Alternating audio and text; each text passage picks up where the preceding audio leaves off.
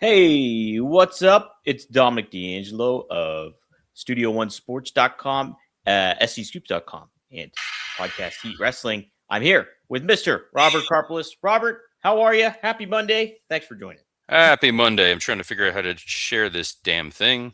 I know, right? It's why they made this so incredibly difficult. I will never know. So I blame Elon.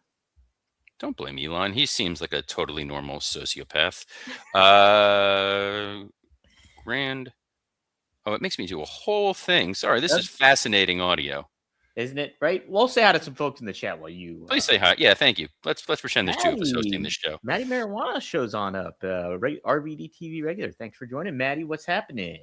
We got Wrestling Old Head in the house too. Good day, RNI peeps. Didn't know what to do for my lunch on a Friday with no RNI. We had lunch. We had RNI on a Friday. We did that again. The way that this is all configured and screwed up here. The best way, if you want to consistently find us, while we are streaming on my X account now and it's up and posted, is on the YouTube. If you go to Podcast Heat or Studio One, go to Studio One Sports. Let's support Dom's other endeavor here. We're there. We're available and around. The challenge we run into is that X redid their whole configuration of nonsense. And nonsense it is too, for sure. It's insane. It's insane where we are. Michael Watson says I nailed the intro. If you say by damn it, Dom, I nailed the intro. Yes, that's correct. I did then. Dre Owen says hello, RNI. Family Guy starting off hot this season. I have not watched Family Guy in years. Also, Grand Slam was a little too predictable. Really? I dug the hell out of Grand Slam, but that's probably because it was predictable in the best kind of way possible. There's so much to talk about. I'm sorry. I'm back. I'm here. It's posted. It's on the X. People are able to stream and watch and do. And yes. Well, Robert, let's get your thoughts. I was going to hit SmackDown first, but let's go Grand Slam. I just pulled up my SmackDown notes. Okay. Well, then let's do SmackDown. Fine. We'll do SmackDown and then the Grand Slam. So the 3-hour SmackDowns have generally been pretty solid. I've found the shows have flowed pretty well. You are so close on that screen. It is terrifying. It's Sorry, I was also looking at X to make sure I was live. Between that and the thing, it's like I'm at the dentist office. You're like hovering over me with the schmata on your head, and I'm just like, oh no, do I have a cavity? I think that the idea of a number of big matches, a number of stories that they're trying to interweave and make sense going forward. When the top, Mania is a mess. Can we admit this? Yes, absolutely we can. It's insane that we're in a situation where these booking decisions are arbitrary. They're bizarre. There's nothing particularly captivating or exciting going into WrestleMania. Mm-hmm. And you're seeing that with the women's division on SmackDown. That Jordynne Grace wrestled Jade Cargill. Jade beat Jordan. And then she faces off with Liv Morgan. No one's excited to see Jade Cargill versus Liv Morgan. On the Raw side, no one's necessarily excited storyline-wise to see Liv Morgan versus Stephanie Vaquer. Do I think the match would be good? Yeah. Do I think that's a main event of Mania? No. I agree with you on that one. I do think they could steal the show in certain ways, though. Even if it's not a main event, like I think people would be like, "Man, did you see that Liv Morgan Stephanie Vaquer match?" But that one in particular, I say. But but I'm with you on that too. They have a really diligence on it. It could be a fun match. And then the main event, Sami Zayn, Cody Rhodes, Jacob Fatu, booking wise on paper, get what we're doing. This further telegraphs what I've been saying, that Sami's going to wind up turning heel. Him apologizing to Phoenix for seeming kind of disconnected from what was going on and saying, "Hey, I'm going to try to win this. I got this." Drew saying, "You're my pick, you're my guy," and being earnest about it, and then interfering to try to make Sami win to highlight that Sami's kind of the goof of the three, and Sami still loses. If this dude ain't turning heel, what are we doing, Dom? I'm with you on that one. You gotta, and I think it's the right move to do. Honestly, is like I love Sami as a baby face, but it's ran its course, and like he can be a really, as we've known, a great obnoxious heel too. That I think maybe we'll get a new version of him too as a heel, which I'd be interesting to see too. I also found, and this is the first time I've really seen this because I'm a big Jacob Fatu guy. I think the world of Jacob Fatu. He seemed he was a step off on SmackDown. Yeah, I mean, when you're going at a clip that he usually goes at and having great matches, and he's just such a presence, you'll notice when he's off a little bit for sure. It just, that whole match felt kind of eh. And because you don't have who to root for, who to root against, the audience's default is kind of silence. Like, I don't know if I'm a fan watching SmackDown, and I say this because I can't not view it as being part of the creative team and Sure. and trying to figure out what they're doing. But it's just like, as just a regular fan who's tuning in and watching this, who in that main event am I supposed to be rooting for? I Yeah. get we're supposed to be rooting against Drew. Drew is a bad guy no matter what, no matter who he's dealing with. But he looked impressive as hell, power bombing Jacob Fatu through that table. Him taking out Cody was kind of a fun moment because I feel like the crowd is slowly turning on Cody. The Raheem stuff notwithstanding, that's its own world of insanity. I'm confused by all that. That's And Sammy swung and missed at Royal Rumble. He Mhm. had all the momentum. He had the sort of the home field advantage, for lack of a better term, and he failed. So, who is your knight in shining armor over on SmackDown as the guy who's going to be able to main event Mania and win in a chamber where it's LA Knight, Randy Orton, and Cody Rhodes? Well, let me ask you this, Robert. If they're turning Sammy heel and like the fans are kind of indicating that, they might be turning on Cody, does it make any sense to turn Cody then at this point? That's And the that's other big that's not just challenge. from a that's not just from a storytelling standpoint, but I also mean from like the marketing and promotional standpoint too. Well, I think that the only reason to have turned Cody heel would have been if you were doing Cody versus Roman to give it a separate feel from what we've seen in the past. The Mhm. idea of Cody was always told, be careful what you wish for when you win the title. He does win the title, he gets that spot. And all the things that have happened to him over the last few years, it makes sense that he would evolve as a character and the audience would evolve. Right now, Wrestling Old kind of gets to the point I was going to get to is I don't think they turn Cody unless they have a successor. The Yeah. successor, in theory, could, in the immediacy, be Jacob Fatu, who's sort of the outlaw rebel guy who's going after him. But then it's, what do you do with Drew if Cody's a heel? Honestly, there's a world where you could turn Drew babyface. He's Oh, 100. so charismatic. Yes. He's always like that's the thing too is he's great at playing the heel and leaning into it and like eliciting that heat, but like he could turn that on a dime, I think, and make it make sense in a lot of ways. And then he's just somebody that you like and kind of get behind. Might not be a bad thing to have almost like a double. I mean, I guess it wouldn't be a double turn because Fatu's technically a baby face. But if you did turn Cody heel and he really like unleashed on Fatu, and then you had almost Drew kind of have a an epiphany about everything and kind of defend Fatu, that's a kind of a good way to do it, where he's the mediator in it all. I would I like that. mean, look, the reality of it is post Mania, especially when you get into May, June, July, Hmm. your a lot of your audience is not necessarily paying full attention. Yeah, So they're kind of somewhere else. So you can experiment a little bit. You can toy with who may or may not be able to step into that spot, into that role. You can always do a draft to reset the table if you really desperately needed to. I think definitely. there are some interesting big names that are floating around. Look, I thought Carmelo Hayes' promo on SmackDown was pretty strong. I didn't catch that. What? How was that? Like, It was him declaring that he's going for the chamber and he wants to have 2 championships, and that he's out there having banger after banger every week. And it felt like, a dude auditioning a little bit. I think Trick yeah. Williams is great as a heel, but that audience loves him. Oh yeah, yeah. And if you did need to heat somebody up, you could theoretically throw Trick Williams in there. You could say we could talk about it.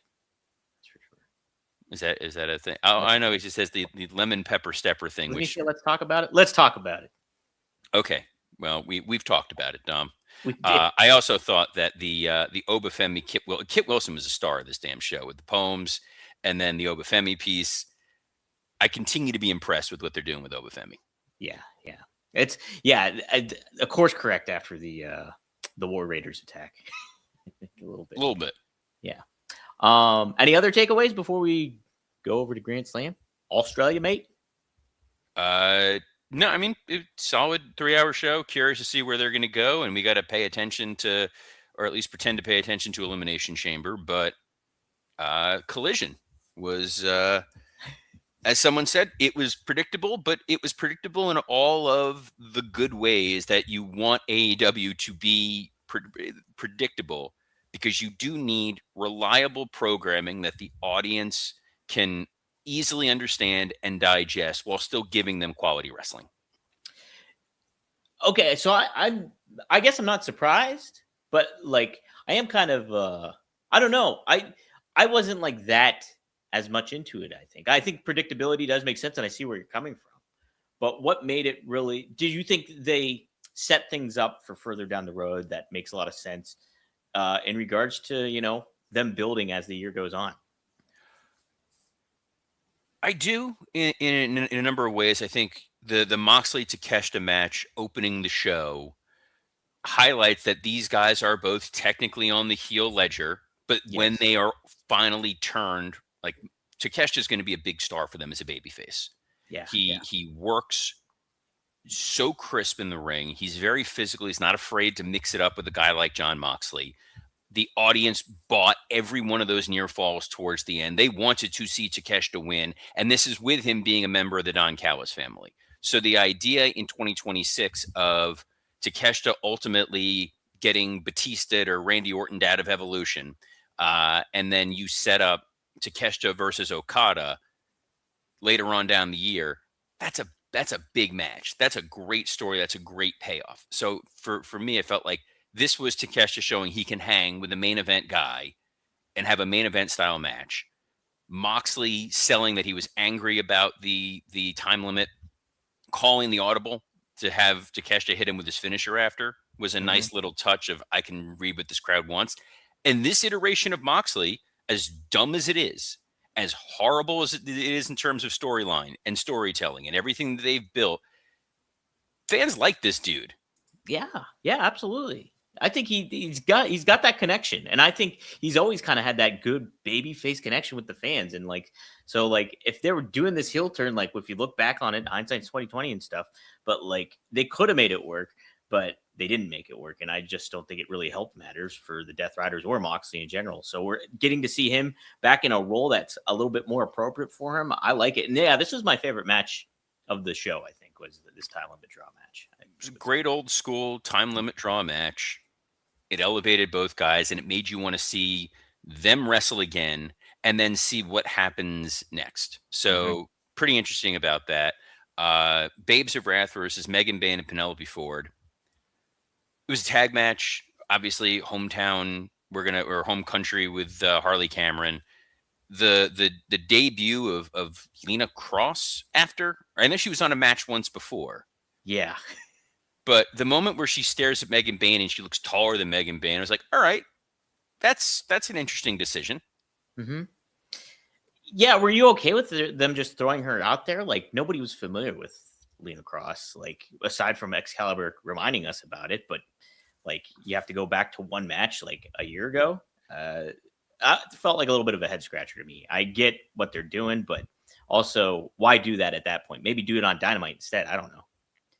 Perhaps, but big and tall, Mhm. impressive looking. Now a third member of this group. Yeah, Maybe I would have had. And they went and they to be fair, they gave the audience a clean finish, and then she appeared, true. and they pinned Penelope Ford because you can pin Penelope Ford, and who cares? But if you put Lena Cross with Megan Bayne, that's a kind of a wrecking crew for the tag titles. That's an interesting piece right there. Yes, I agree with you on that one. Yeah. So from that end, hey, we got something. We'll Hmm. see. Hangman and Andrade, Hmm. they went for it.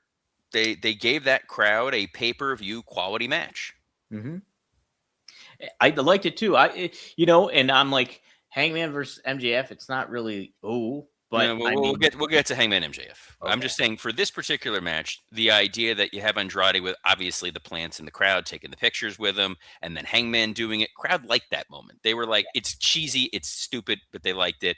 The fact that Don Callis' interference wound up costing Andrade the match, so it wasn't just Hangman beating Andrade clean; it was Hangman doing the low blow, getting the pin in the "I will do whatever it takes to get my title back."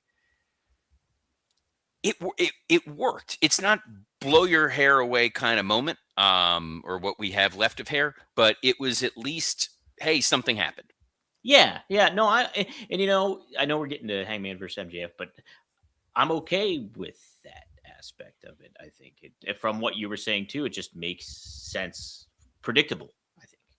It's there's predictable and then there's logical. Hmm. And when something is logical, because if the idea was Andrade won, we would have been looking at a heel match next month on pay-per-view. Yeah, yeah.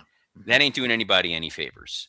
Right. Tony Storm and Orange Cassidy versus Wheeler Yuta, Marina Shafir. It was a let me up match, which is something AEW has been guilty of not doing. Yeah. It gave you a little something different. I don't know how, and maybe it's just like being an old school fan. Like the intergender stuff to me, it's still jarring to see some of that. A little bit, yeah, yeah. Especially if it's a tornado thing, I'm more okay if it's just straight up like you tag in and then you have to tag out the other gender and stuff, and then they go at it. It's just like I'm more for that kind of formula because that kind of does make it a little bit more fun, I think, and understandable. When you're having a tornado and they're all mixing it up, it just makes it a little bit, I don't know, out there, unbelievable a little bit. It's a little too physical. Hmm. For me, I get that obviously a suspension of disbelief, and that's fine, and yada yada yada, and all that. But it's like when like Tessa Blanchard would take on Brian Cage, Hmm. or that Chelsea Penta match from Lucha Underground. Oh I, yeah. Hmm. it it doesn't work for me in the same way I don't like when they use like glass Same. or Same. it's. But I'm not gonna. What's the stupid phrase kids say now? Hold on, I'm not gonna yuck someone's yum. Oh, I don't know that one. I I hate thought you were that gonna say phrase. I'm not gonna crash out on it. The kids say that too, apparently. Dude, I don't know. But Yuta getting his head shaved, having done those sorts of gimmick matches, I knew it was like this is not a quick. You're not going to be able to quickly shave his head. You're not going to effectively get that moment, and it's going to take a while, and it's going to be awkward. And it was, but I liked Moxley forcing Yuta to have to go do it. It was a nice like dad moment. Yeah. Hey, you There gotta you live go. up to your word. You're part of the Death Riders. We're honorable. I mean, we did murder Darby like a week ago. Choked Daniel Bryan with a plastic bag. Brian Danielson. Ryan is. Main event: Brody King and MJF. I like both these guys quite a bit. Hmm. They went a different way with this match. They did. Fair to say.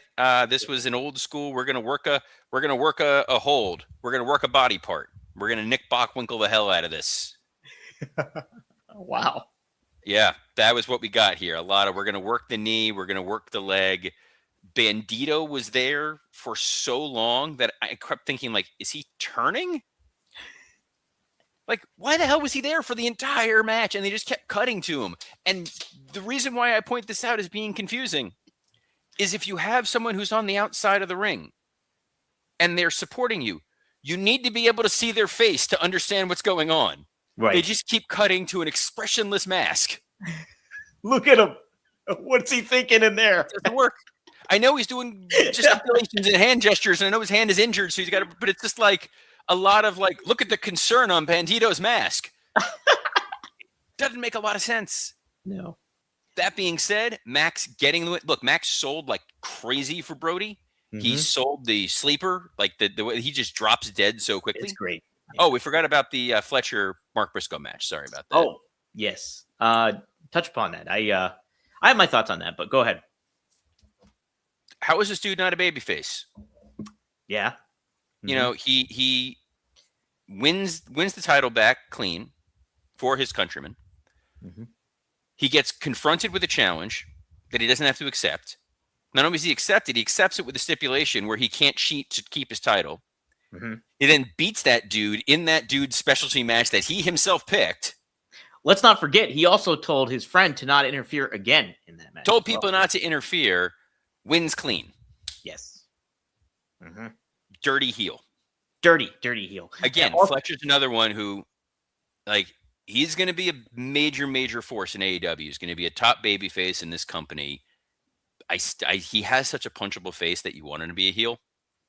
he's got the Biff face, you know? He does have a little bit of Biff face to him. Hmm. Canon, not Death of a Salesman. Yes, correct. Let me say this too. Lots of spots in this match.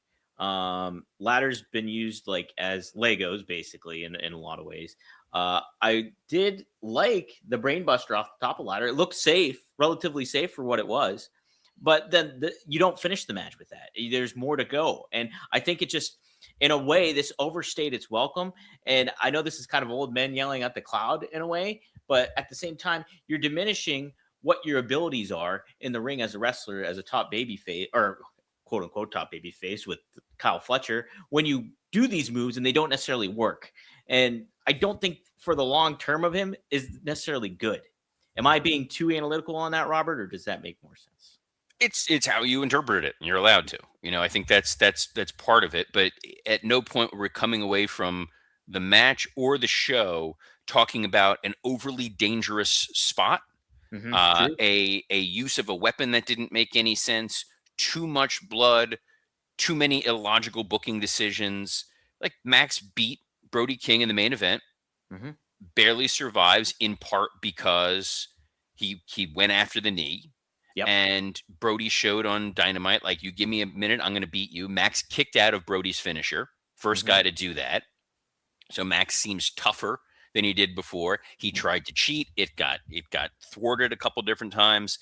And in the end, he wins. And now he's got to try to duck Hangman. And now he gets to call Hangman out for winning this title opportunity by cheating.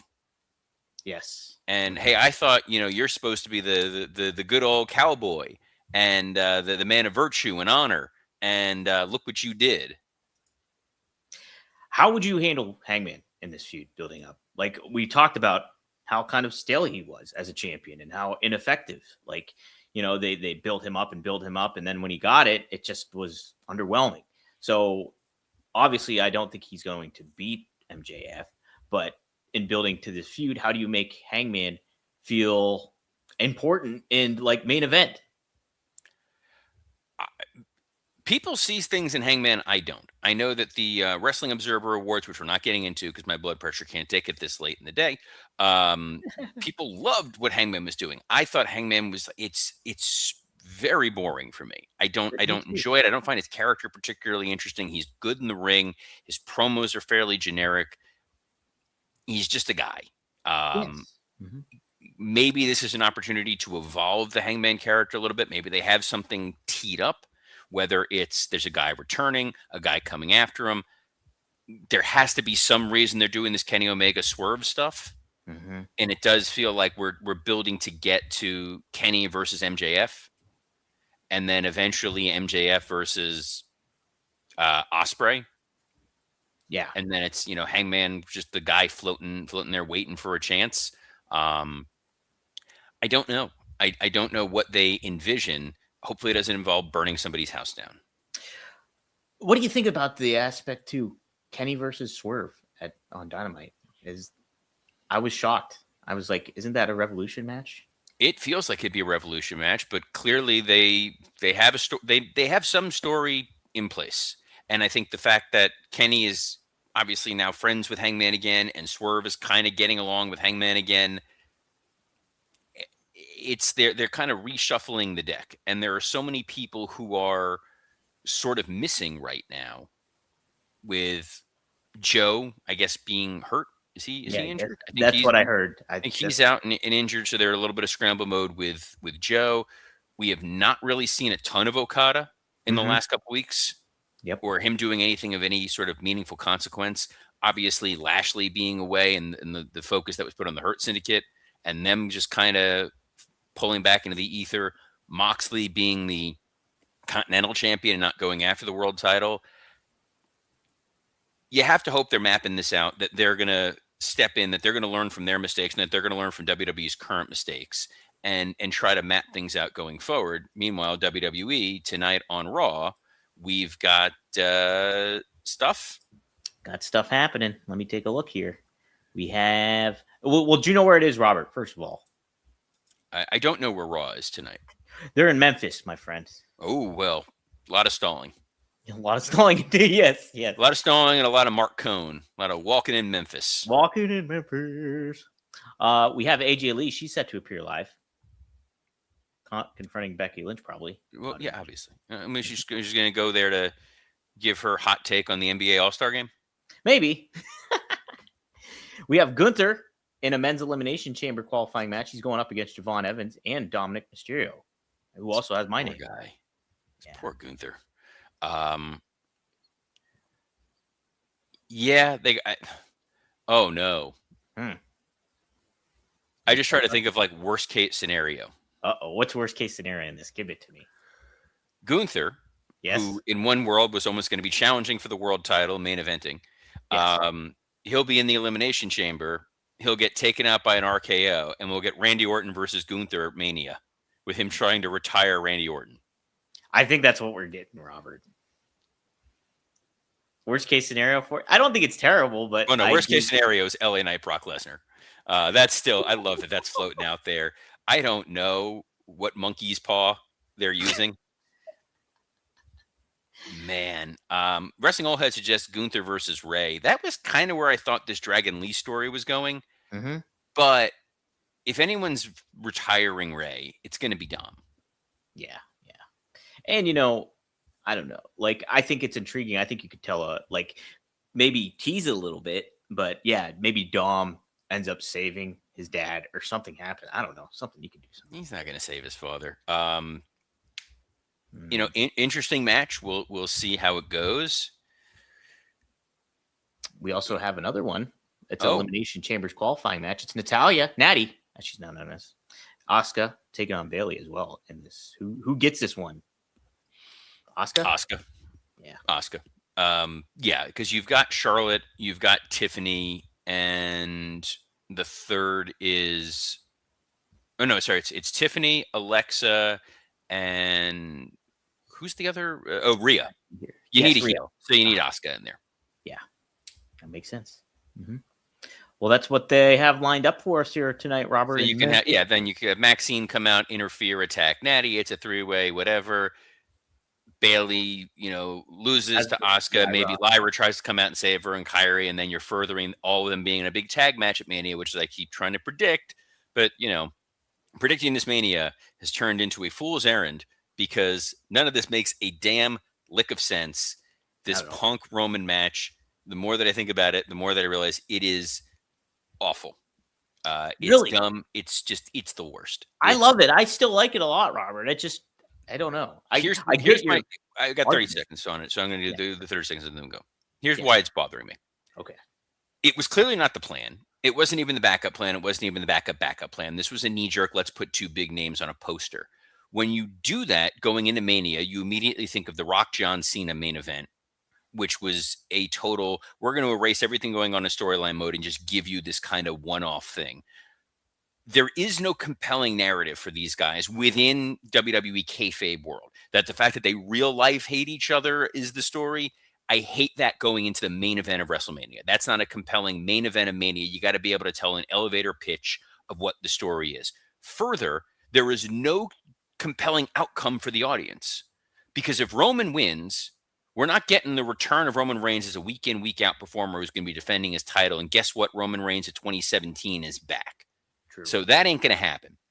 If Punk wins, we already have old man Logan CM Punk defending his title every single week. So there's not going to be anything different or exciting the day after. When you have these sort of cold matches where it's the guy wins the Rumble and he's going after the champion. Think Steve Austin going after Shawn Michaels. At least it was, you want to see the top heel lose to an undeniable new star.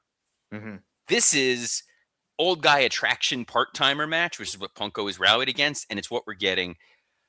I don't know. But what I do know is we will be back tomorrow, as we are every Monday through Friday at noon Eastern on a plethora of platforms, including the WW Creative _ ISH X account, the at Dominic D'Angelo X account, the at SE Scoops X account, and on YouTube on Podcast Heat and Studio One Sports. What a day! What a week! What a President's Day! Oh yes. So on behalf of the Jack Tunney in my life, Dominic D'Angelo, I'm Robert Karpolis. Best of luck in your future endeavors. Yes. Jack Tunney for life.